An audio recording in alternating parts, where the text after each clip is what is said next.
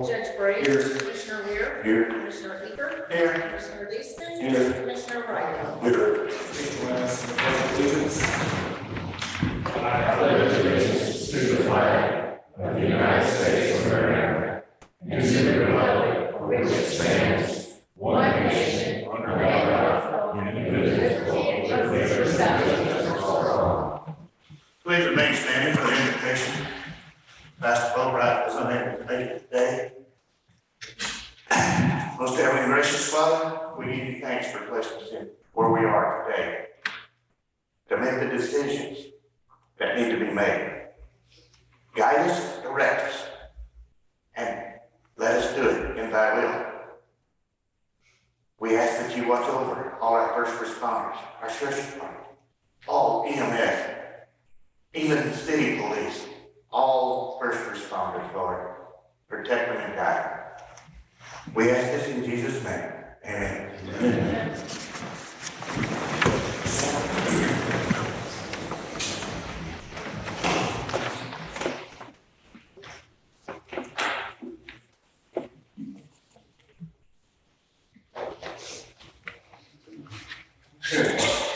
Item 1 on the agenda is your consideration of the minutes from the prior meeting.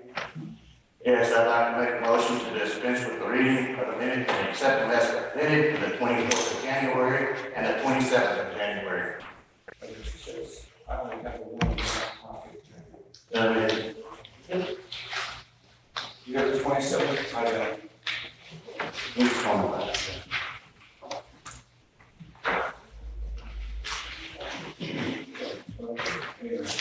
Anyway, we have, You all have the 27th? You don't need Mr. to. Winfield, yeah, no.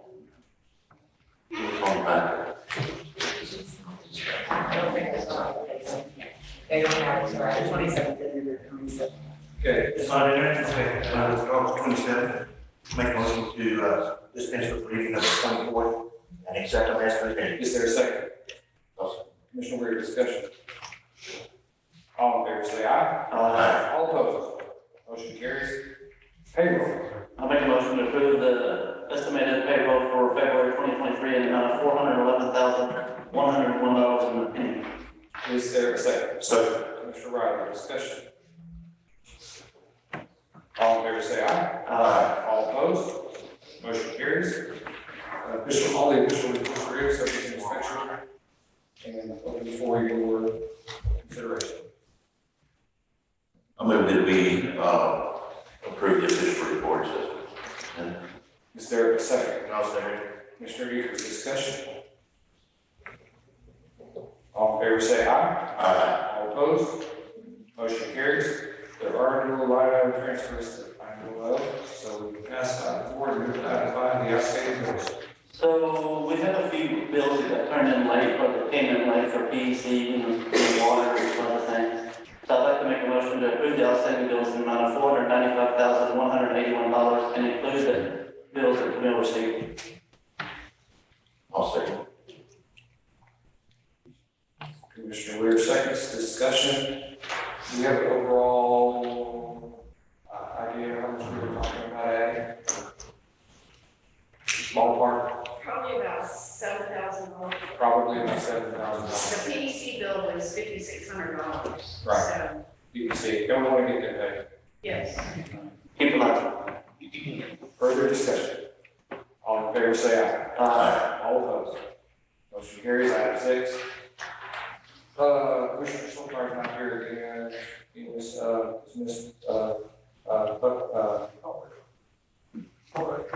Colin. Yes, there you are. So, Colleen. So the capital area housing finance corporation, I think, Yes. has provided Blanco County with the dividends, and Commissioner Schultmeyer is on that board, and, was good enough to champion Blanco County on the board. And the dividend this year was such that we were able to help fund the community paramedic program, which I know you're familiar with and support. And you and I had a conversation about some needs that you could use the money for with the housing authority, because you are, I guess we didn't introduce you very well to the crowd, but you are the executive director Yes. of the housing authority here in Johnson City. And, so we were able to, acquire, a contribution for you in the amount of $40,000. Now, Steve, you told me that you could definitely use it. Yes.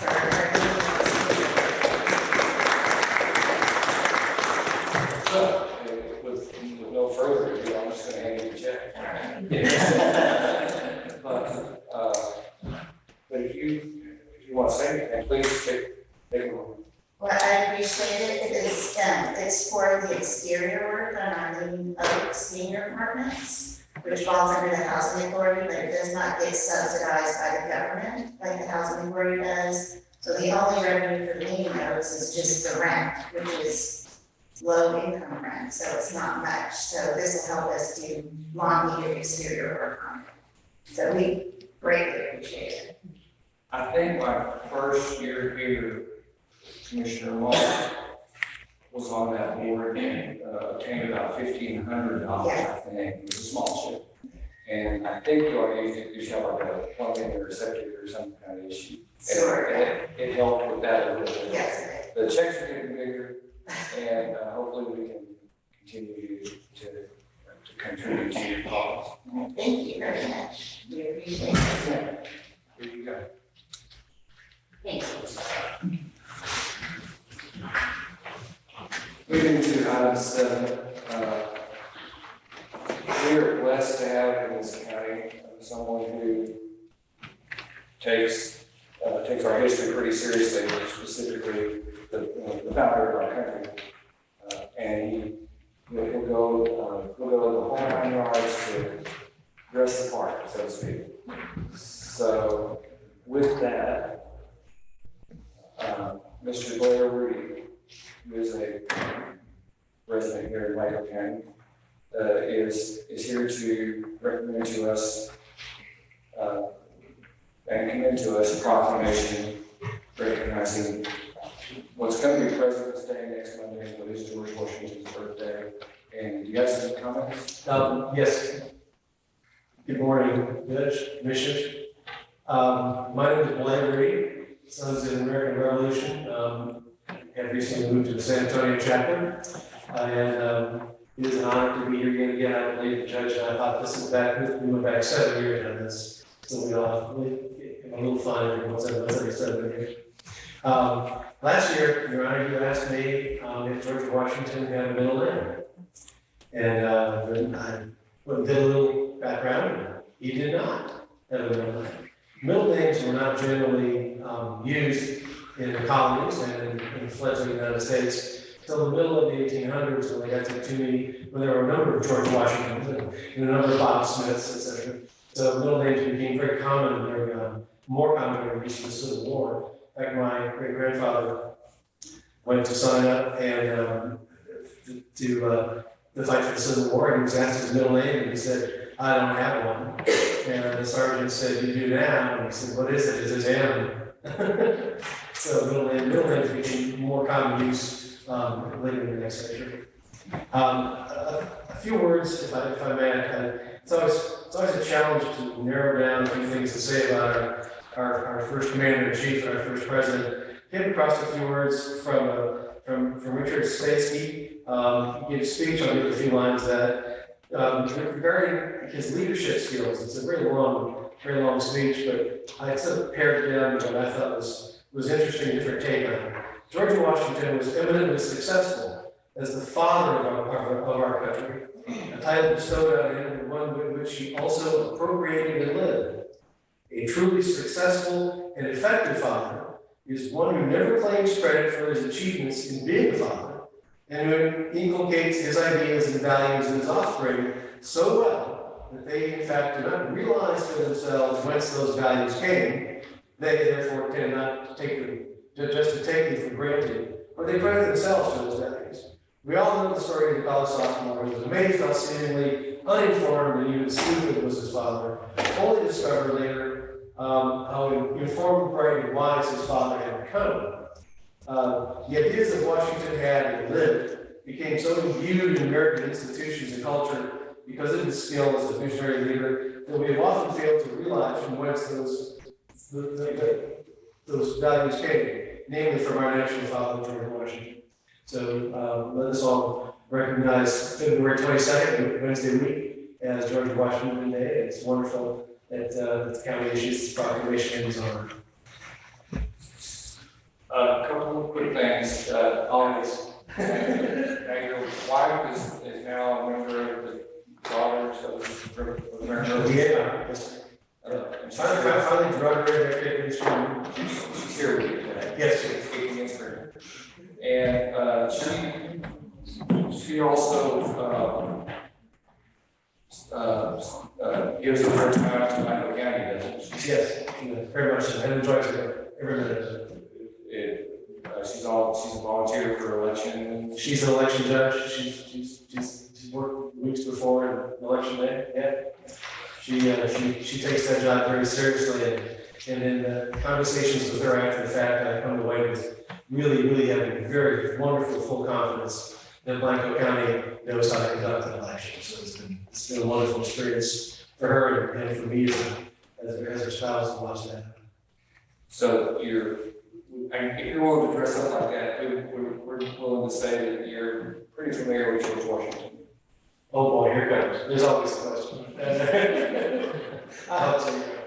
I think you can handle this one. Last night I was seeing something on television and talking about George Washington and they named a couple other interesting characters. It was Henry Clay and Abraham Lincoln and somebody even later as all supporting the idea that, and I just thought it was interesting because he was the first president back in the 1700s, and that according to what they were saying on TV, maybe you can validate this, George Washington and the other people I just named were very much in support of free enterprise and capitalism as a means of self-defense or defense of our country. Yes, very much so. He was a strong supporter of earn it, keep it, use it, spend it to benefit family and community. So, Wendy Strunk is our Veteran Services Officer here in Blanco County, kind of new to the job. And I don't know if she's aware that George Washington was a veteran, but perhaps you can visit with her or see if George needs any additional benefits. Yeah, I'll get in the queue and see what comes up. Yes, thank you. So, Commissioners, if possible, if you're ever mind, we would appreciate a motion to support the proclamation honoring George Washington on his birthday. I'll make the motion to declare February the 22nd, 2023 as George Washington Day in Blanco County. Who's that? Is there a second? Second. Commissioner Riley, discussion. All in favor, say aye. Aye. All opposed? Thank you very much. Thank you, Your Honor. Thank you, Council. Item 8, is Ms. Allen here? Chamber of Commerce presentation about using the county support. Sure. I'll answer them. Are there three sheets there? I'm sorry, there's three sheets, yes, ma'am. Yes, that's, they have. Oh, they are now. Okay, perfect. Alright, so, You just, 1 second. No, that's fair enough. Where's- Go ahead, because okay. First off, thank you for your time. So the Johnson City Chamber of Commerce is looking for new location for Market Days, which is a large revenue stream, most substantial revenue stream for the chamber's operation. And due to the city of Johnson City remodeling per se, Memorial Park, we're not able to utilize that location anymore. And so what we would like to propose is permission to utilize the area between the courthouse and the annex. And then potentially, depending on the growth of market days and the number of vendors, potentially wrap around to a portion of Avenue G. Utilizing power from the electric light spectacular, so it wouldn't impact you would be utilizing the county's electric. And so that's kind of met preliminary with Judge Gray and. So, and for the commissioner's benefit, you originally brought up the idea about the part of the parking lot along Union. And the commissioners may be okay with that. I'm not completely opposed to it, except that when it was tried before, I think it was actually back in 2015, it seemed hazardous because the people that travel along the loop there in Nugent aren't great about watching out for people when there's tents and stuff along there. Right, so we were trying to look at what would have most visibility from the roadway, obviously moving from something on Main Street, which has a lot of traffic and is super visible, to something off of Main Street. We wanted to see something where the vendors would have most ROI and visibility. So that was one of the things I discussed with Judge Bray. He did indicate that had been done before, and after discussing it, I do see the point of the safety concern, and also we'd only be able to put one row of vendors there, where it's gonna be open for room for growth between the annex and the courthouse. And I'm gonna ask you a couple questions, and I'm sure there are questions, because and don't expect this to be super easy. So y'all are out of the park, the city park, because why? They're doing a remodeling landscaping project that they have contracted with somebody, and it's gonna be a lot more, green space, like shrubbery, plants, things of that nature, which will take away our ability to be able to utilize it as zoo.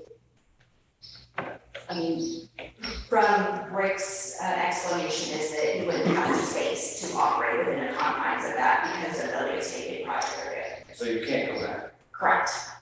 And how many times, how often would this happen? So it's every month, the fourth weekend of the month, March through November, which November is part of Light Spectacular. Yes, sir.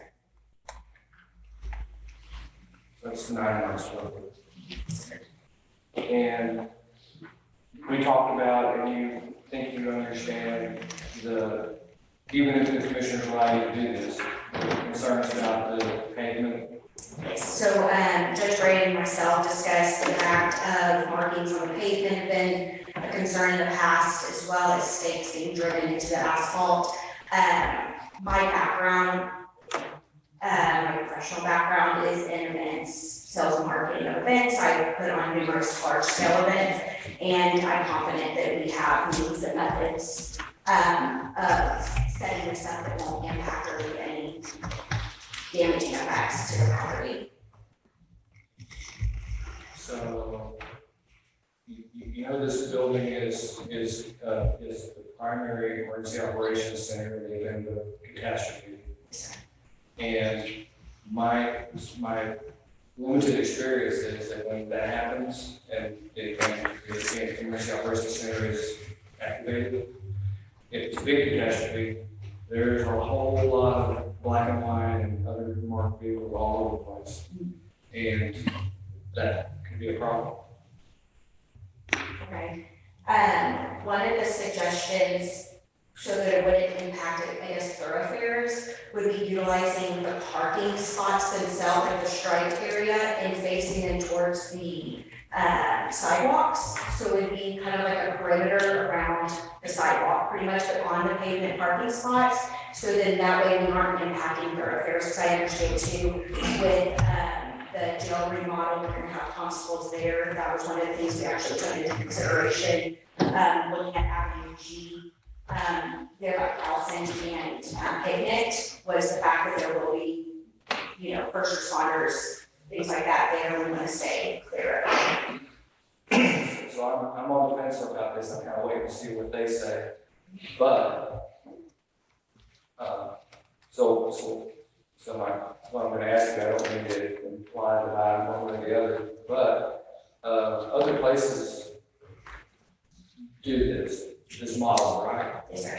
It seems like I see that at St. Sabin, for example, that they literally use the courthouse square and use some of the grounds for whatever that market is there. Is that right? Yes, sir. That's actually a very popular structure throughout most towns is utilizing the courthouse as the central area of the town. Commissioners? My question is, y'all started setting, when y'all over there, y'all started setting up Friday morning. We would work within whatever the parameters are that you would, right now, we don't have another option, so obviously we're gonna work within any confines or structure that you provide to us and ensure that that's followed. So we'll make it work within whatever parameters we need to. Would they have enough time to set up, if they started setting up after 5 o'clock when we close the courthouse? We would have to make it work. I mean, it's not an option of whether or not they would be able to, it's that they would have to. And so we have to line that out and discuss that with our vendors moving forward. When you said there are no other options, is that because you need or want to keep it concentrated here in what I call the downtown area? Well, And the reason I ask that is because, the fairgrounds have a lot of space. correct. So most of the traffic that we see coming through, is coming down Main Street, and most of it, we feel that it is the most bang for your buck, I guess, as far as the visibility. You are correct, there could be other options outside of the downtown area. But just historically having this take place in downtown, there's not a plethora of options, there are enough space. So our goal is to have 30 to 50 vendors to make it successful and kind of revamp what we've done in the past.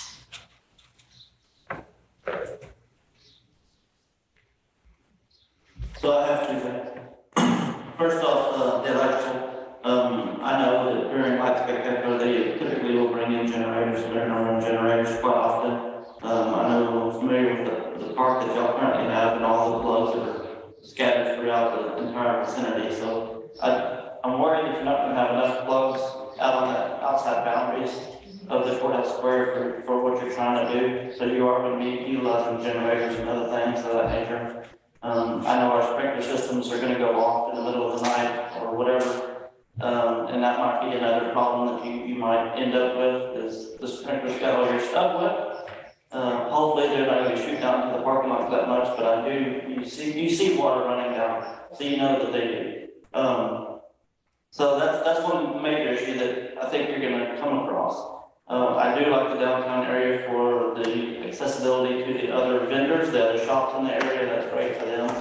But the last thing is Mr. Eaker is very friendly with the paint. So I know it's probably in our budget this year too. Not this year. No, not this one, the other, but I know it should be on the budget to go ahead and repay or reseal and restripe the parking lot around the courthouse this year. So I do not want a bunch of paint on the ground. Completely understand that. 100%. There's some other things, besides paint and even stakes, Oh, no stakes. Right, no, yeah, that was one of the things I can release in everything. but I think, you weren't involved, but I think some of your predecessors got in trouble with the bank years ago, for emptying hot grease out of a food trailer or two on their parking lot pavement, and it caused some problems. So it's not just stakes and it's not just paint, it's anything that ruins a parking lot. Right. And what was the first one? Electrical. Aren't there some electrical plugs on the outer area that belong to Light Spectacular? All the plugs on the exterior of the property belong to Light Spectacular, so, and all of those are controlled by a time clock. Where's the meter?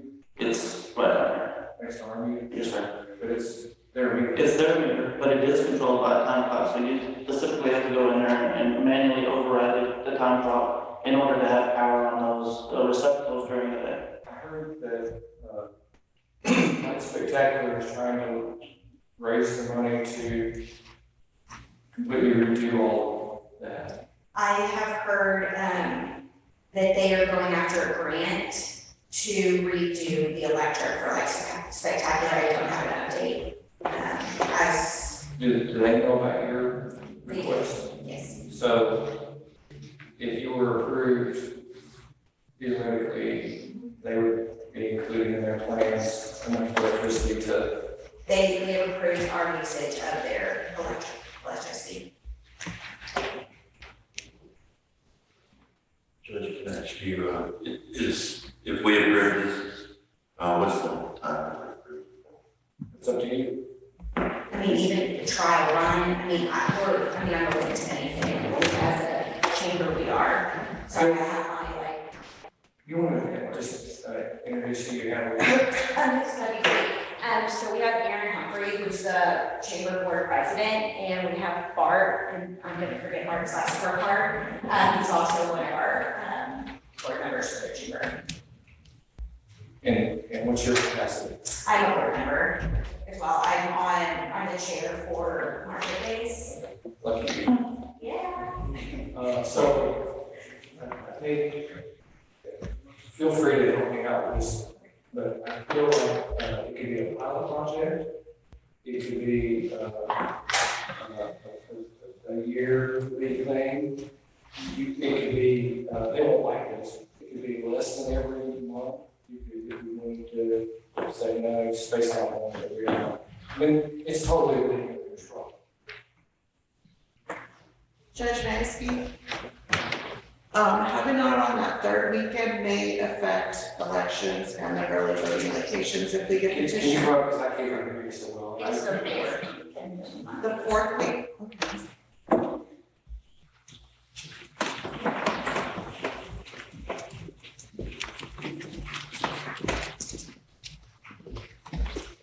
Rosemary Donovan, like County's elections administrator. Your comment is what?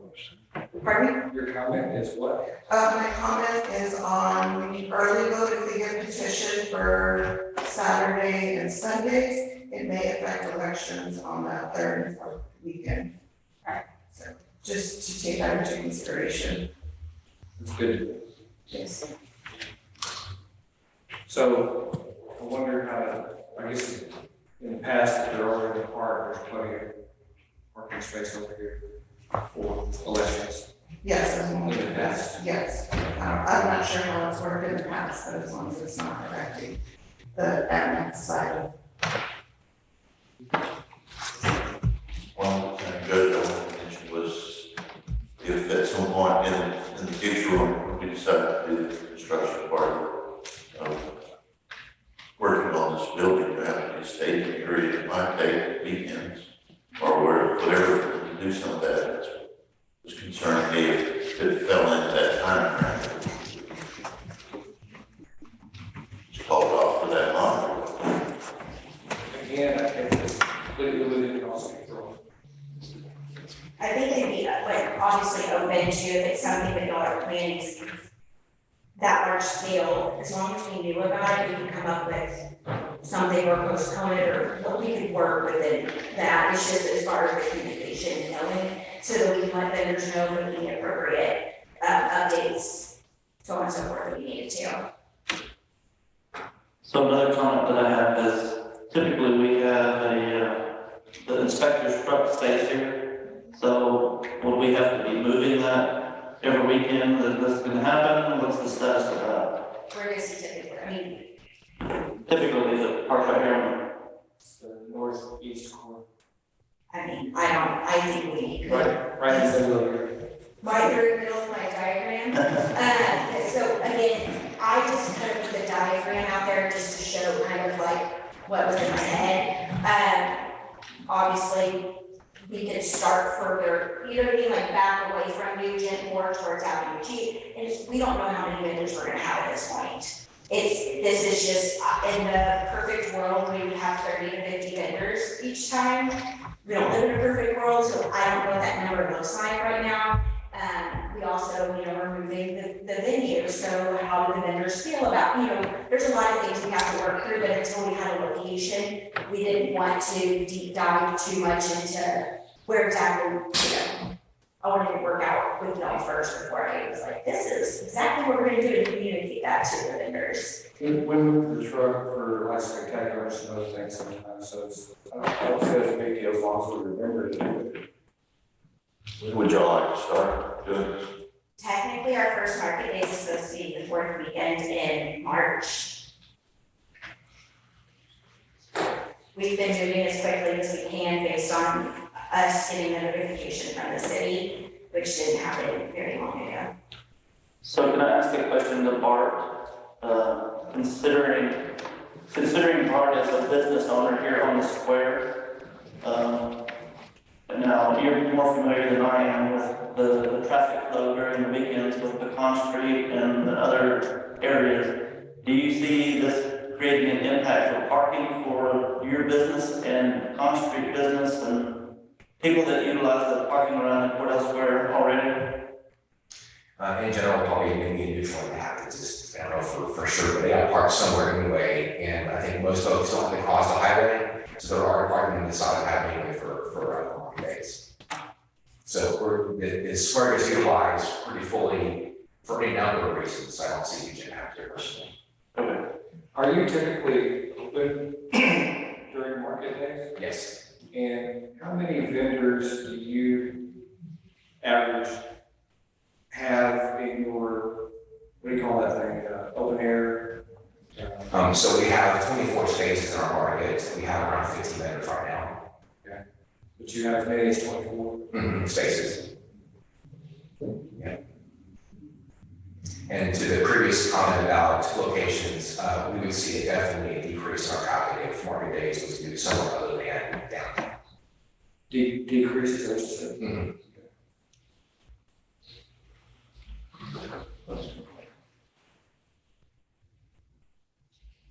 One of the, I haven't got a bill yet, so I'm buying time, but one of the big concerns, I can't remember which one of them brought it up, is the, we don't really close until near 5 o'clock on Friday, and we need to be able to have parking spaces and do business. But my recollection is that y'all are usually virtually set up on Friday. Again, I think that whenever you get into a system of, obviously everybody wants as much time as humanly possible to set up and not have to rush and things like that. But I've also worked within vendor structures for events before, where it wasn't like you had like an hour window, you know what I mean? Like it wasn't some long drawn out process that you were able to do things like that. And so I think it's more of a communication, education to our vendors. I don't foresee them going, I'm not gonna go just because I have to speed up my setup time. And even if it's that we have more boots on the ground to assist in that process, whatever that may be, but we would definitely work again with whatever parameters y'all give us. But I think it's just an education thing with the vendors. On setup day, y'all normally block off the street there between us and right? So for a light spectacular, they block off the road, yes. Yeah, I've been back through here and the road is totally closed off on that day when y'all set up. So on Avenue G, like for normal market days, Yes. over on Avenue G. So our goal is that we don't want to impact the businesses. And so closing down Avenue G, before we discuss as a board that we feel like we're impacting Carlson, like there's certain businesses. So it would be, I don't see a need to shut down the road during setup. Again, I think that things are just done and you get into a cycle of where this is how we do over evolution of time. And I think it's just here's a load in, this is where you're gonna load in at, this is where you're gonna load out at, here's your time frame, here's where you're going, and I think that it can be organized pretty efficiently. Have you looked into vendor parking? Normally they park the trailers and trucks down here on this side of the courthouse on Saturday. Okay. Where they gonna go? I will definitely look into that. Again, it depends on which vendors we have as far as much space as they're gonna take up. So it's kind of hard to say that we want to get this where everybody's gonna be. If you have a trailer, it may be a different spot, you know, to not impact additional parking spots around the square. But if you just have a vehicle and a 10 by 10 tent you're rooming, then obviously that's a little bit different parking scenario. I know that Blanco, they make it work, and you got two of you on going back and forth there. Now, they also allow vendors to set up on the grass. You know, not running that. And I understand what, so, you got a little bit of nicer grass here, the courthouse in Blanco, but, I mean, they make it work. I thought we got a solution somehow. The parking lot around the PEC headquarters is similarly large as this one. Is the fact that it's on the other side of 290 a barrier that would. That, and then as far as the power structure, the fact that like Spectacular has outlets that we're able to use, you also have less visibility because the natural draw of tourists to stop the downtown area. And then we also have the spur here on Nugent, that, you know, anybody heading southbound to if you want to go to a spur is gonna take a spur. So natural visibility there. So Judge, I think I'm in the same boat as Charles, in saying that I think this would be a trial, little trial, see how it goes for a couple of months. That's my thoughts. If you wind up putting that in a motion, can you make it all subject to, I don't think we've run by legal, the normal release that we do when we let someone use the parking lot. So I want to make sure that we cover all that and specifically that it's a trial. Okay. So I will make that into a motion. I make a motion to allow market days to utilize the courthouse square on a trial basis for 2 months or 2 market day periods. When it's approved for legal. Second. Commissioner Weir seconds. Would you like us to come back then and, like, how would you like us to Commissioner's Court and represent, like, readdress it? What would you like for us? Probably so, you know, maybe everything goes smooth, it won't take this long, but I think we should probably just count on revisiting it. Sure. I appreciate your time. Are you good with do you have anything, any other plea you want to make to? No, I mean, I appreciate your willingness to even give this a try. Again, we're figuring this out as we go too. Obviously, finding out a month or 2 before you're supposed to launch it is a little bit of a scramble, so I really appreciate your willingness to work with us and give us this opportunity. Are March and April slow months or good months? Or in between? I would imagine that they would pick up, because the weather is typically better, and it's not as hot as August. Like August, it's like that, so you don't have as many, you have more people out and about. I think people come out to this area and want to walk around. I figure that this will be a good So time. this is a good trial period. I would imagine so, yes, sir. Okay. Further discussion? All in favor, say aye. Aye. All opposed, motion carries. Thank you again. We have a $200 donation from someone who has utilized the hobby room for a worthy cause. It's instruction on pesticide licensing. So we have it on the agenda for you to consider accepting the $200 donation for use of the hobby.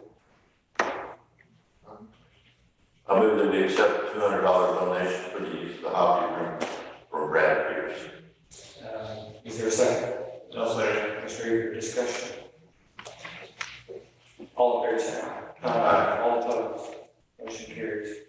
Item 10, I kind of put off for quite a while now, this interlocal cooperation agreement with Kenny County. It's kind of complicated and convoluted, but essentially what it does is, as it's explained to me, is makes Kenny County the administrator, if we were to get any funds or assistance for border issues, for Blankenship County and Kenny County will be distributing to them, especially over receptacle. Because of course, Kenny County has a lot of border issues, as you may well know. So, requesting your authorization to enter into that agreement. I'll make a motion to authorize the county judge to sign the interlocal cooperation contract between Kenny County and Blackhawk. Is there a second? Second. Sorry, second. Mr. Riley. Discussion? All in favor, say aye. Aye. All opposed, motion carries. Item 11, receiving the acknowledgement of racial profiling report from the sheriff's office. I make a motion to acknowledge the 2022 racial profiling report from the sheriff's office. Is there a second? Second. Commissioner Weir, discussion? All in favor, say aye. Aye. All opposed? Motion carries. Item 12, the annual inspection of Blanco County Jail. I think the report is in here. I did go for the final review, because it's kind of odd, the signature doesn't look like my signature. I went for the final review and, my take on it, my takeaway was, I think the only thing that they could find was that a couple of the day rooms were left, we were left with like clothes laying on the floor or something.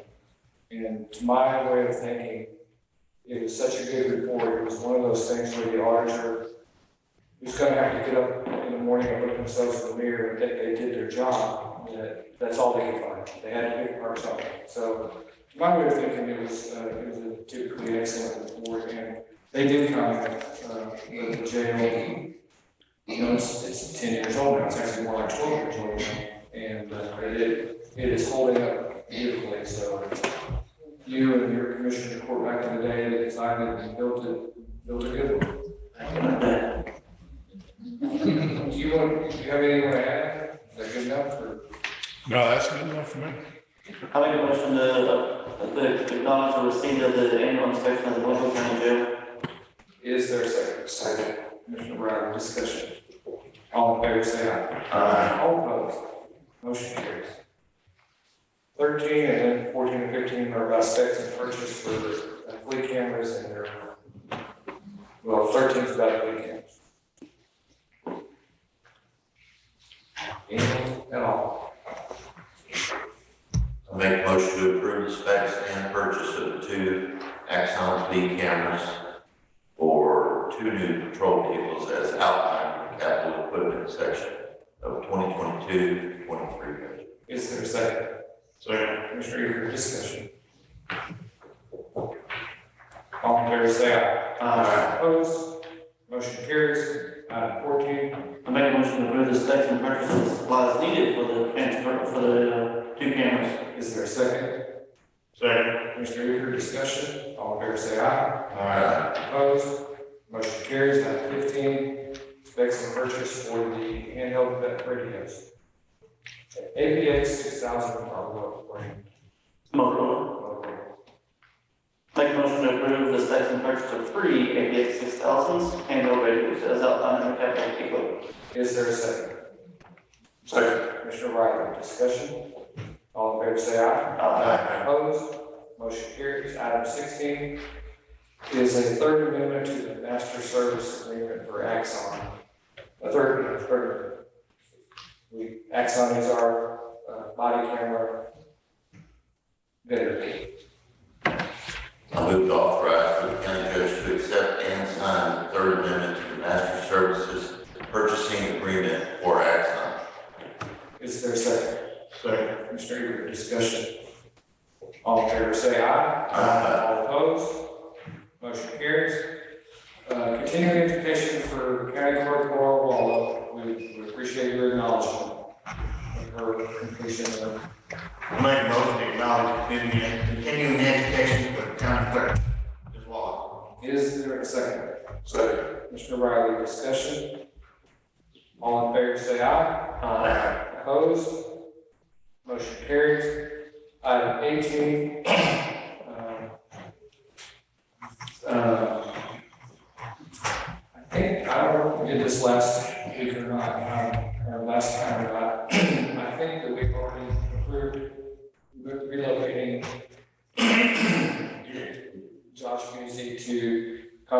to his office, and this is to backfill Josh Busey's position in the Ty Crane as the reserve deputy in precinct 1.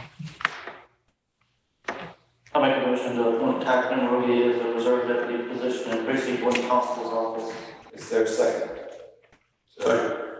I think I heard Mr. Reed first. Discussion? All in favor, say aye. Aye. Opposed? Motion carries. And then there's the racial profiling report for Constable Precinct 4, Constable Stephen, who claims exemption basically, exempt status. So it's pretty simple. Need to approve. I move that we acknowledge the 2022 racial profiling report for precinct 4 constable office. Is there a second? Second. Commissioner Riley, discussion? All in favor, say aye. Aye. Opposed? Motion carries.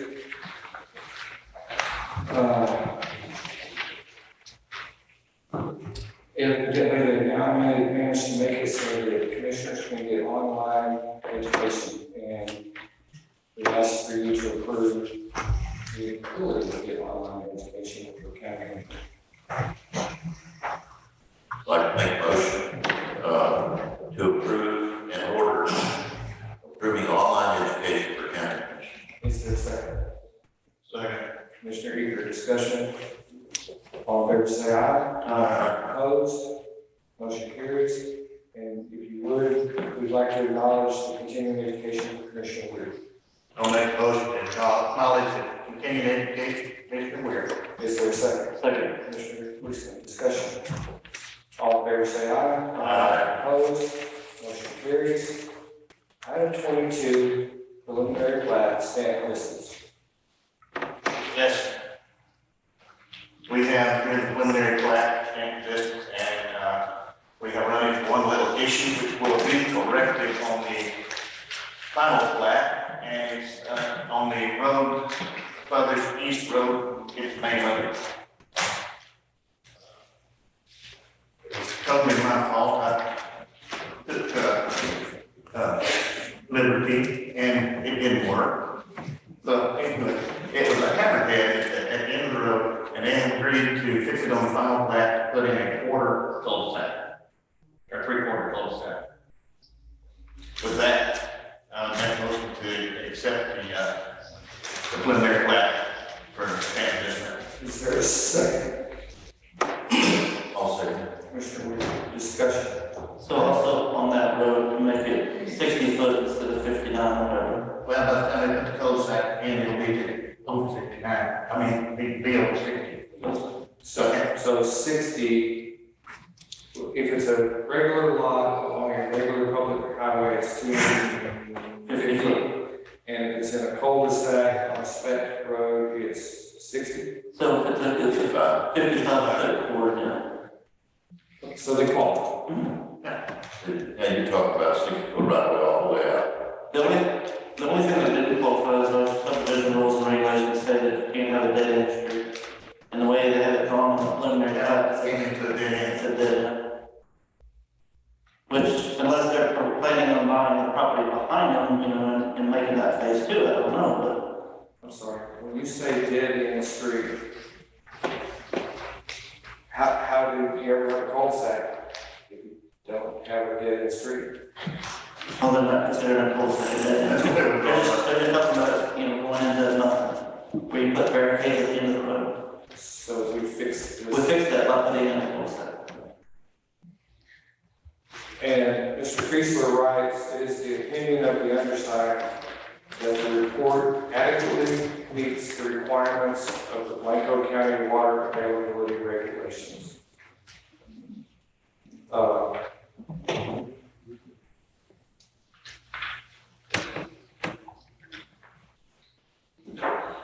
I have always been, I think it's been, I've consistently been told water's not only not very good in that particular strata or region, it's not very plentiful.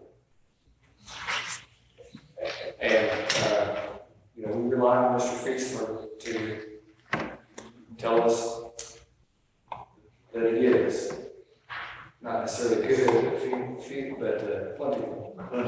And I'm taking it that despite the fact that the citizens out in that area think it's not, the science says it is that what you can get out of it? How many else test wells Yes, sir, we did, do you make approach? we have 85 acres, and per Ron's request, we did one test well versus the 100 acres per test well. And we actually have 3 wells on the property, and each of those is a depth of about 287 feet. So Ron was surprised, given that far west end of Stanton, they have a glamping project over there, they're able to about 900 feet. So we are in a completely different section. And we were able to listen down in his office and look at it. He knew that we'd be close, but that section of Stanton, especially our north side, has a lot more plentiful water than what you get when you go a quarter of a mile west. So you speak about the quantity, but what about the quality? Quality's been good. So are they gonna have, the residents of this subdivision have to treat their water in order to drink it? No, sir, that's not.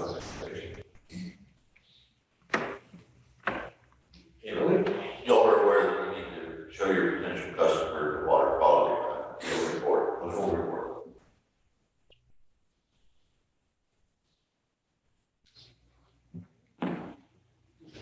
We also would expect many residents to do rainwater collection for the type of resident that we expect to be purchasing these lots. That's just been the trend for that type of buyer. Just stay selective, but that seems to be a big one. So the way that change on you just a little bit, we may have tried water, but the way the plat works out, these two roads. Yes, sir. In your subdivision, servicing 14 lots, 14. come out to Stanton Road, Correct. which is county, which then feeds to 281. Correct. Did any of you get an email from a Daniel Fox? Yeah, he sent it to me. And it doesn't show anyone else on here. And the subject says, concerns about Stanton Vistas. That's this one, right? It's real short, so I'm just gonna read it. I know that the preliminary plat for the new Stanton Vistas subdivision is on the agenda for tomorrow's Commissioners Court meeting. Please consider my concerns. Which is the reason I'm reading this. Traffic from said subdivision will definitely create a serious traffic hazard on that hilltop on Stanton Road. Developers should pay for widening turn lane, whatever for that intersection and perhaps related other improvements, parentheses, widening, question mark, of that section of the roadway. I assume you personally visited that part of Stanton Road. Will there be limitations on groundwater withdrawals from the development? What is the projected water demand at interim and build out? There is, thanks very much for your consideration. Yours, Danny Fox. He doesn't say as much, but I'm assuming that Mr. Fox lives out there. Yes, it is at the end of the Very end of the road, Very in what road? Stanton Road. Oh, okay. It was that curves back lots. And I'm not exactly sure where your locations of your 2 roads are actually coming on the Stanton Road. However, I do know that that's at the top of the hill right there, so there will be some pipe issues that Mr. Eagle will work with Emerson. There is, so the split is that, so again, it's 14 total homes that completely built out. Where Stanton Loop comes south off of Stanton Road, there would only be 6 homes existing past that point. So there's 8 homes that would turn off before you even get to the top of the hill. There's a straight area, where there's less topography, and that would be the first road. And then you travel all the way up the hill, so there will only be 6 total homes, past the top of the hill. And they're not gonna be turning at that point anyways. The turnoffs into those homes is when it flattens out again. So there's very good visibility. And we wouldn't expect any impact to Stan Loop coming south, because none of those residents are gonna be turning. And it's less than half of the 14 homes that even have to travel to that point. The other ones are not gonna see Stan Loop. How does that work when it's a private road and there's a county road? Do you put a stop sign on? Yes.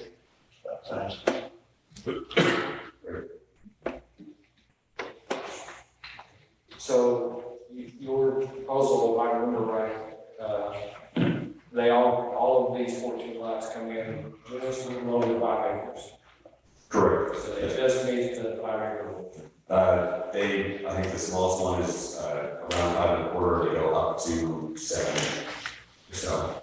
And a lot of those standing range current acreage is more than 20-ish range, I think. Not so much anymore. Once you get down off the loop, there's quite a few smaller lots out there. But I'm imagining Mr. Box is probably one of the larger. Part of his concern, I'm sure, has to deal with development growth. My understanding is there's a number of structures at the end of the road there, more than just a single residence usage. It's one contractor to top of the hill. Okay, so there is a motion and a second. Anyone else, any further discussion? Just to make sure that these corrections are made before the final time. Yes, sir. We get fire marshal approval and make sure that that's all we guys want to be. All in favor, say aye. All opposed? Motion carries. Thank you, Thank sir. you very much. You know, we didn't really get you on recording. Tony Coins. Tony, Coins, like a coin. Mr. Quinn. Thank you.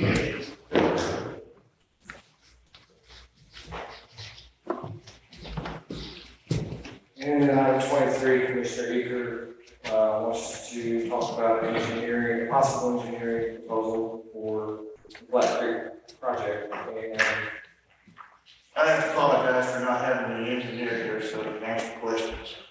But, I'm just looking for some advice from the other commissioners. And, Commissioner, will you use KC Engineering? Yes, Okay. totally satisfied. Okay. Commissioner Granberg used KC also? or Middle Creek. Yes. Well, I was wondering what was the comparison of Granbury crossing to my crossing price? Ooh. Okay, I don't know, here's The the, engineering cost. this is what I'm saying, what's your proposal? 62, I think. I want to say that theirs started out around 65. Now that was 2 years ago. It seemed like it was more money than, Yeah. I want to say it was 65. And, They're similar in construction, the two crossings. We'll have to mill out the hill and widen the road coming across. My idea on it was, Greg and I talked about it.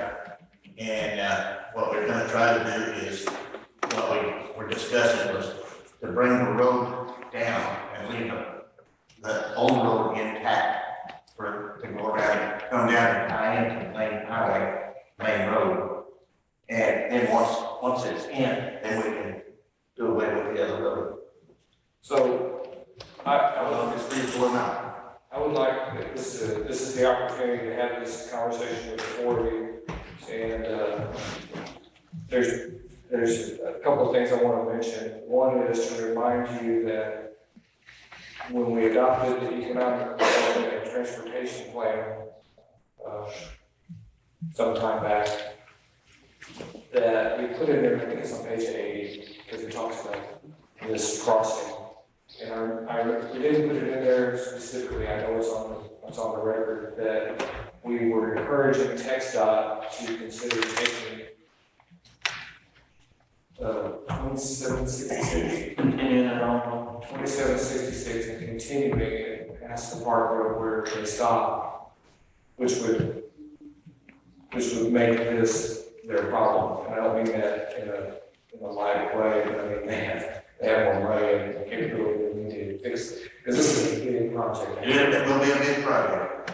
Secondly, you all use Ron Bischoff for road stuff sometimes. Yes. And everybody seems pretty happy with him.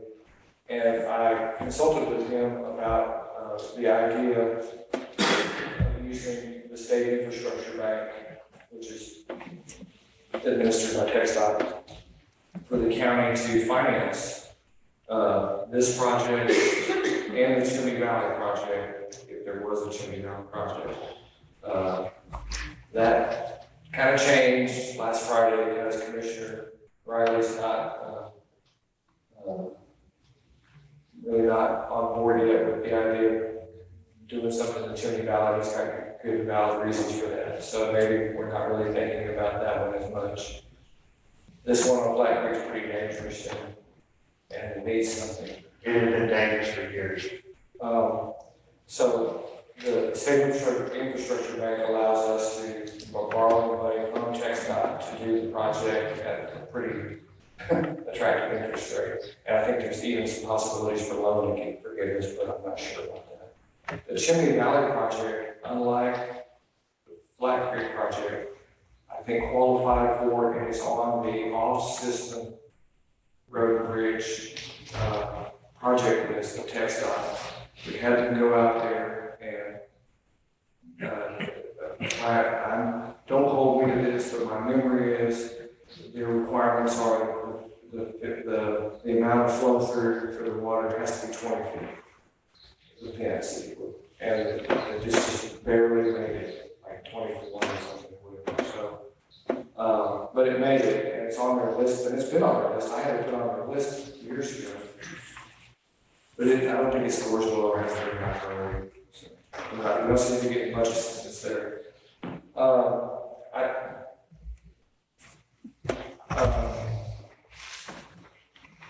So I guess, and I was asking Mr. Bishop, I didn't want his company or anybody to get excluded from being able to bid. All I wanted was a real big, broad ballpark of what we would maybe go to the state infrastructure bank with in terms of asking for funding.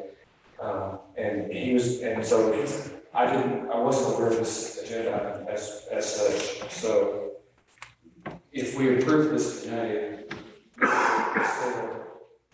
this goes further and gives us a sort of a solid number to go after, however we go after it. So I just wanted you all to be aware of all the facts. Did you make a motion? Not yet. Okay. Okay, I'll make a motion to accept the proposal from KC Engineering for $63,680 for the Flat Creek crossing. Is there a second? Second. Mr. Easton. So what 63,000 change buys us is an engineered plan. And some guidance as to what it's gonna cost. Okay, guidance into what it was gonna cost. Anything else? How are we paying for that? Don't know yet, we'll find it. Okay, it's not budgeted. No, the only thing I have budgeted for is engineering. I was sure. This is engineering. So you have $63,000 budgeted? Yes, that's in my project. I didn't ask my questions, right? Yes, sir. Okay. Further discussion? All in favor, say aye. Aye. All opposed? Motion carries. Item 24 is the precinct 3 water. Should have, Oh, sorry. We have one.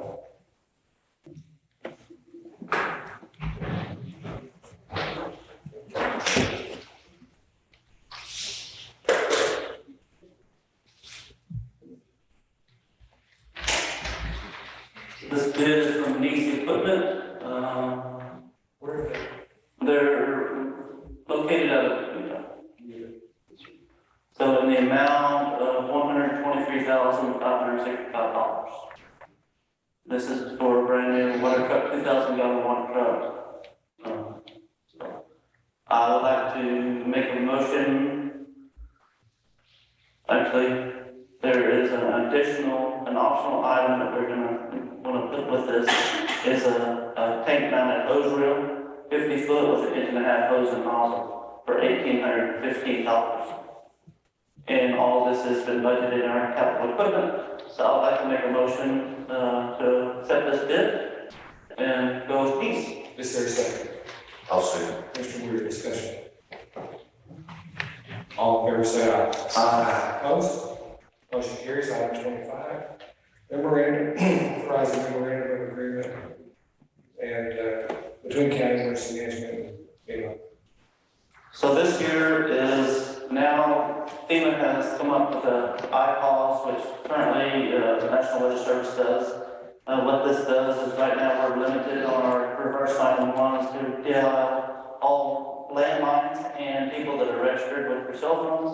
This will allow for us to hit towers and anybody that's affiliated with a tower in our area. This all came about after the 2015 floods when the visitors were in downtown and they got washed away. Everybody did their reverse 911 lines. We had it set up, but it wouldn't reach everybody that wasn't tied to it. So this is a contract between Blanco County and FEMA in order for us to be IPAWS, to operate on the IPAWS system. And that's your motion? Yes, sir. Is there a second? Second. Commissioner Riley, discussion. So put it in English, if there was that kind of flood now, the way that to help me out, the way the iPod system works is that anybody that's connected to that tower, anybody with a cell phone, reach it. With modern technology of the cell phones nowadays, we can ping anybody that's in that area. So any area that we draw the polygon on the map will ping anybody that's in that area. Regardless of carrier. Regardless of carrier. So potentially, not only are we saving or protecting Blanco County citizens, but even anybody that's in the area. Correct. Further discussion. One more further discussion is, this is only offered at the county level. So the cities have a harder time trying to get iPhones. Cities can't do it, it's just at the county level. I know the city of Austin has a big problem with that one for Travis County, but anyway, that's just the way they have it set up. I'm not understanding because our whole 911 system is through the county. Yeah, well, and what I'm saying is the way FEMA is working is they want every county within the state to have access to it. They're not actually reaching out to at the city level. I mean, they want everybody in the county, every county to have it, so the county will have it as a whole. But the city, for instance, the city of Austin has a harder time getting iPods access than the Travis County. But in our case, actually the EMC for the 2 cities. Correct. Anything else? All in favor, say aye. All opposed, motion carries. 26, final plat. So this one here came down to the very last minute, so we have to look at our phone here and get it. So Ron Bischoff with DNA Associates, so there was some issues on the retainage ponds, and we've talked about this. He wanted to see the flows coming in and coming out of the retainage ponds, and due to the engineering of the retainage ponds, until he actually starts using the hammer and chipping away at it and building the retainage ponds, it's kind of hard to engineer it and then have to come back and re-engineer it to the actual what it actually is. The additional paperwork that has been turned in, it is sufficient for approval, and but there's going to be some more information that we're going to get for the construction. They improved some flow rates and some culvert sizing and things of that nature on this piece of property as well. So with that being said, I'd like to make a motion to approve the final plat for the 464 Ranch subdivision. Is there a second? I'll second. Commissioner Eager, discussion.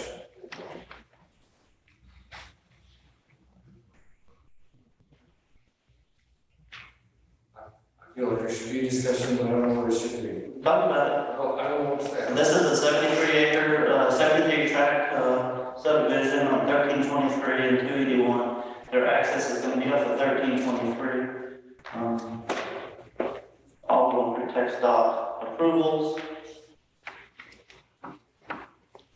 I guess I just heard sort of controversial statements. Just like every other subdivision in the area, in the county, you know, every neighbor is concerned about water. So these tracts are over the 5-acre minimum. They will be having private wells and private septics. There is a second, Commissioner Eager. Is further discussion? All in favor say aye. Aye. All opposed? Motion carries. Commissioner Riley's replat and Rockingham. So, like, many others before, they just wanna put, 2 lots together, make it one big lot, they wanna put 889 and 890 together, make it 889A. So I moved to replat lots 889 and 890 in Rocking Ridge subdivision, be known as 889A. Is there a second? Second. Mr. Leeson, discussion. Is this your first replat? Yes, sir. Good job. The first of many? No, I'm hoping actually, yeah. Yeah. Does that mean plus houses? It does, but it also, that subdivision has more to do, really nice development. And I think this is part of the reason. Anything else? All in favor say aye. Aye. All opposed, motion carries. Appreciate your acknowledgement of the continuing education. No, one more. One more, you got it. I'm sorry. Okay, so another replat, sorry. So, same thing, they want to put 1774, 1775, and Rocking Ridge subdivision into 1774A, and there's no problem with this one either, so I moved to put lots 1774 and 1775 in Rocking Ridge subdivision to be known as 1774A. Is there a second? I'll second. Mr. Eager.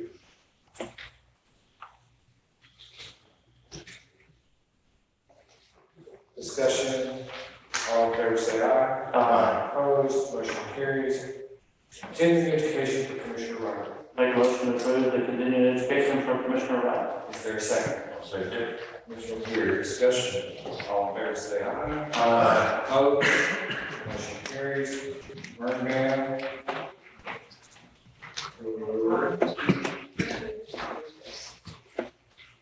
So we're in the 3 to 400 range.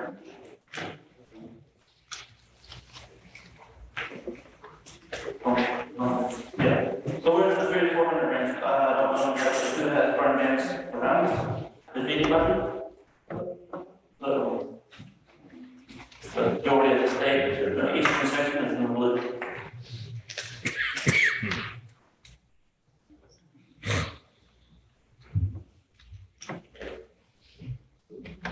So currently around this land, land is only county touching us that has a burn ban in effect, and I thought they took it off. But maybe they put it back on.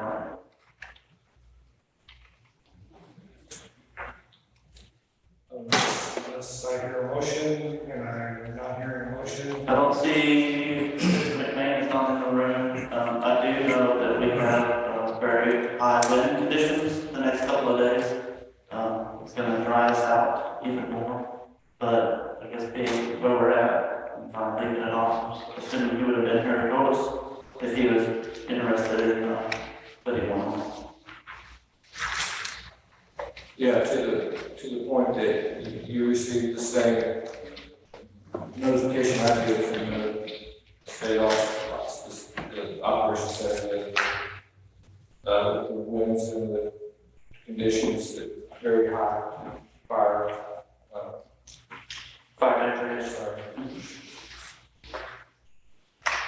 But no motion, so that's it, we'll move on to item 31.